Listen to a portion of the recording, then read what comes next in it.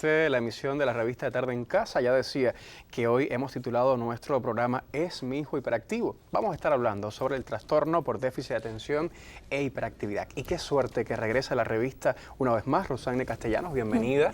Gracias, psicóloga Miguel. de la Universidad de La Habana y coordinadora principal de este proyecto del cual hemos hablado muchísimo en la revista, Crianza Respetuosa, y que, como mencionaba en los inicios, ha tenido un programa para suerte de todos durante todo el verano en el canal educativo. Bienvenida, Rosanne. Un gusto tremendo estar por acá. Nos alegra siempre que usted acceda a nuestra invitación, que pueda compartir con nosotros de temas tan necesarios e importantes como este. Me gustaría entonces, para iniciar el diálogo, conocer sobre este trastorno, a qué edad normalmente se diagnostica, si tiene un diagnóstico realmente. Reitero que estamos hablando del trastorno por déficit de atención e hiperactividad. Yo primero que nada agradecerles a ustedes la invitación porque acaba de empezar el curso escolar y este tema del trastorno por déficit de atención e hiperactividad, también conocido como hiperactividad, sí, popularmente, pues está muy vinculado a la cuestión del aprendizaje, el hecho de que son niños con determinado tempo neurológico, hablaremos de eso, por tanto viene muy a tono, pero además, como predicamos una crianza respetuosa, también es importante saber el manejo de estas entidades, cómo desde este tipo de crianza lo proponemos. Y sí, el trastorno por déficit de atención y hiperactividad desde el punto de vista técnico, vamos a decir así, desde los manuales, está descrito como un trastorno de base neurobiológica. Eso es lo primero que hay que tener claro, que no es que se adquiera en la vida, no viene como algo reactivo a un trauma, a una situación. Viene con nosotros. Exacto. Se nace con él, tiene un fuerte componente hereditario, o también puede tener que ver con factores biológicos desde el punto de vista de determinadas cuestiones asociadas a la gestación, al momento del parto, es decir, algo accidental, algo que puede dejar ahí alguna situación que dé al traste con la aparición. Y se habla también de que se puede combinar incluso con factores ambientales, pero lo ambiental no es de ninguna manera lo que determina la existencia del trastorno, sino este otro componente. Y dejarlo bien claro desde el inicio, porque ningún niño se vuelve hiperactivo porque los padres se divorciaron, o no puede ser hiperactivo en la casa y no ser hiperactivo en la escuela. Que eso pudiera ser un mito que existe en la sociedad.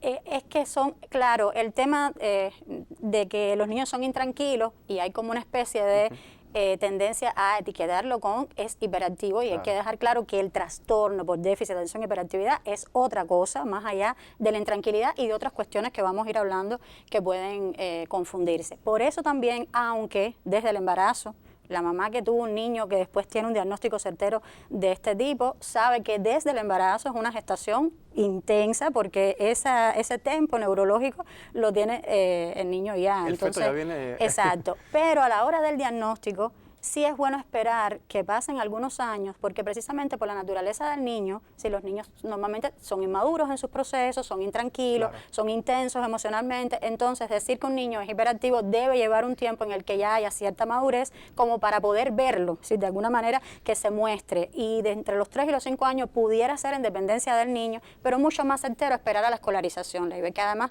muchas veces digamos que el maestro, la maestra es quien dice, llévenlo al psicólogo, porque me parece, con la experiencia que tiene del aula, de las características de los niños, y esa es la otra cuestión, lleva diagnósticos especializados, los psiquiatras infantiles, los psicólogos infantiles. Nadie puede, porque sabes cómo somos los cubanos, ese niño es hiperactivo, la maestra lo dice un familiar o una madre porque compara con el otro hijo. No, hay que verlo desde el punto de vista especializado, con los profesionales que tienen las competencias para poderlo diagnosticar. Usted, Rosanne, usted respondía de algún modo mi siguiente pregunta, y es si todo aquel niño que sea hiperactivo, que tal vez tenga un poco de problemas para concentrarse en la escuela o en cualquier otra situación también académica, necesariamente es un niño que tiene este trastorno. No, a ver, hay muchos niños que son inquietos. De hecho, siempre decimos que los niños saludables son por naturaleza a veces inquietos. No siempre un niño puede ser saludable y su temperamento puede ser más tranquilo, pero hay muchos niños completamente normales que son muy inquietos y no son hiperactivos. Los adultos somos quienes los etiquetamos con que es hiperactivo. Entonces, no, la intranquilidad también puede ser un niño ansioso, que es otra razón, otra cuestión, que bastante no es parecida, esto. tal vez. Se puede parecer en la conducta, pero no tiene nada que ver con el trastorno. Y lo otro es que puede tener el niño algún déficit atencional como resultado de algo, por ejemplo, los procesos cognitivos, pensamiento, memoria, atención, lenguaje, puede tener un déficit atencional, pero no es el trastorno por déficit de atención. Es decir, puede ser un niño con un problema de aprendizaje, por ejemplo, pero no es este. Entonces, por eso es que hay que buscar el diagnóstico preciso por los profesionales. Sí, usted hablaba de esos niños o esas personas tal vez ansiosas, pero ¿qué otros elementos tienden a confundirse entonces cuando estamos hablando de un niño que padece el trastorno por déficit de atención e hiperactividad? Mira, esto lo quiero explicar bien. Los niños requieren una crianza organizada desde que nacen, y aquel niño que no está siendo bien estimulado, que no está siendo bien entrenado, incluso que está con pantallas, con sobreconsumo de pantallas desde muy temprano, puede tener una desorganización de la conducta, puede tener determinadas manifestaciones antes de los 5 años que puedan hacer pensar en que sea el trastorno por déficit de atención y hiperactividad, el TDAH, y sin embargo no es eso, si bien puede estar teniendo otras dificultades ese niño. Es decir, un niño que no está recibiendo estimulación, que no respeta normas, que no respeta límites, que muchas personas dicen es un desobediente, es un malcriado, es un hiperactivo. No tiene que ver la hiperactividad con estos calificativos. Es decir, ese es uno de los mitos, hablabas de mitos, de que los niños así son desobedientes, son malcriados. No, a ver, vamos a aclarecer algo que no he dicho. El trastorno se caracteriza, tiene 3 subtipos.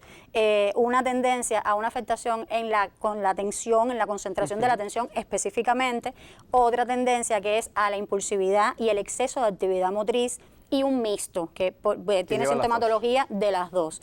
Entonces, en ese sentido, eso es lo que realmente va a caracterizar propiamente el trastorno por déficit de atención y hiperactividad. Pero un niño puede estar muy desentrenado, muy poco organizado en su conducta, estar sobreconsumiendo pantalla, que le afecta a todos los procesos en la temprana infancia, y se puede pensar en esto, y por eso es que hay que esperar. Ese tipo de niño, por ejemplo, si va a consulta, yo le diría, vamos a esperar, porque además no hacemos nada con la etiqueta. Claro. Esto lo más importante es que lo veamos como que es su tempo neurológico, no hacemos mucho más con la etiqueta, nada más que orientarnos a cómo manejarlo del mejor modo posible. Y si es un niño con estas características, lo primero es organizar la crianza y esperar entonces evolucionarlo, como se dice, a poderlo ver más adelante y ver si realmente es o no es. Sobre todo a los fines también del diagnóstico de psiquiatría, porque ahí sí puede venir, lo hablaremos, la medicación, por ejemplo. Entonces, si no lo lleva, pues no lo lleva. Si no podemos ponerle un psicofármaco a un niño que realmente no tiene ese trastorno. Bueno, justamente de eso, el tratamiento, también de los consejos que usted le puede ofrecer a la familia, a la escuela, que tienen un niño con este trastorno, quiero hablar. Pero eso será en cuestión de minutos, porque ahora te invito